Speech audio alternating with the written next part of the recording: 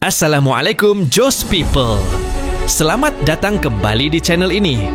Kali ini kita akan membahas isu yang sedang ramai diperbincangkan publik setelah tayangnya segmen Rakyat Bersuara di channel iNews yang mengangkat topik dugaan ijazah palsu milik mantan Presiden Joko Widodo. Dalam tayangan tersebut, perhatian tertuju pada pernyataan Profesor Wenning, Wakil Rektor UGM, yang mengklaim telah memperlihatkan bukti keaslian ijazah Jokowi.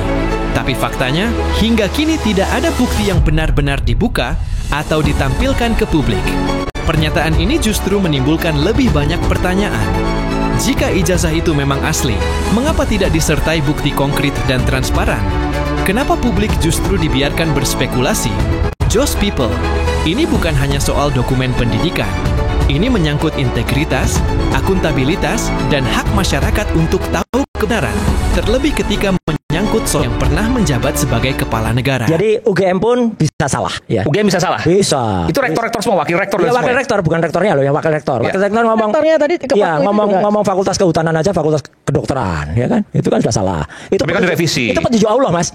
Kalau enggak mungkin dia salah. Ya. Yang kedua, dia bohong. Saya katakan bohong ya.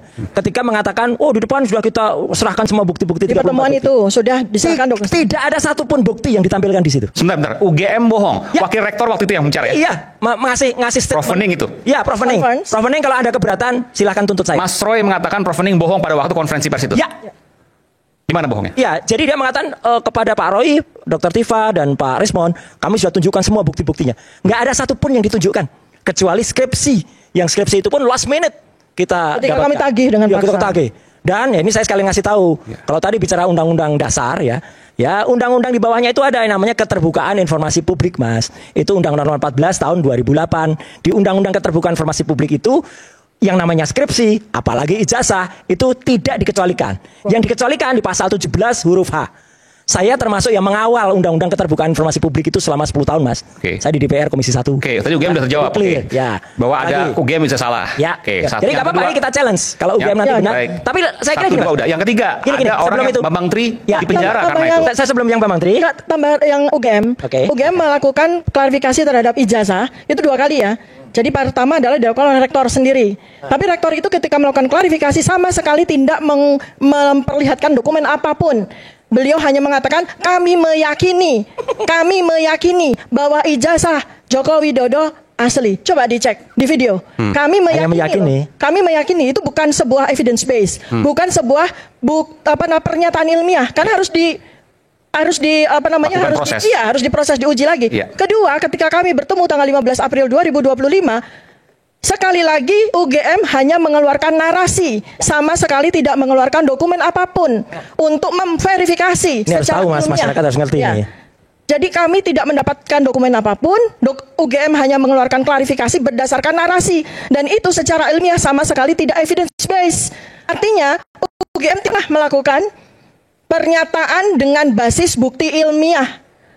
Ya, satu-satunya dokumen yang kami lihat itu hanya skripsi, yang itu pun juga tidak bermaksud untuk ditunjukkan kepada kami. Ketika kami paksa, kami ingin melihat skripsi, barulah mereka memperlihatkan kepada kami.